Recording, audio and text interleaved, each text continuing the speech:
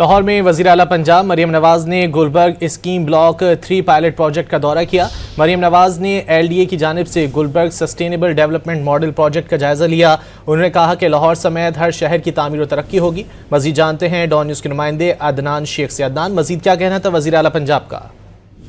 जी बिल्कुल, वज़ीर आला पंजाब मरियम नवाज ने LDA का दौरा किया है और इस मौके पर गुलबर्ग 3 ब्लॉक में जारी पायलट प्रोजेक्ट भी मुआयना किया है।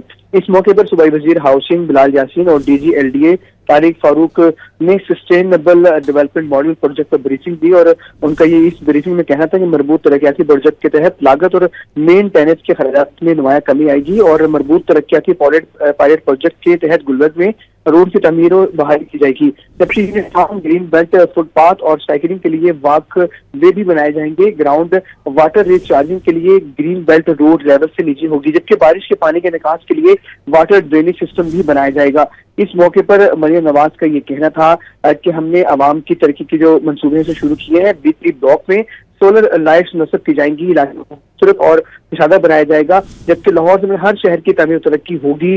सस्टेनेबल डेवलपमेंट न सिर्फ शहर बेहतर होगा बल्कि शहरों को भी आसानी होगी। जी बहुत शुक्रिया अदनान शेख इन तफसीलात के लिए।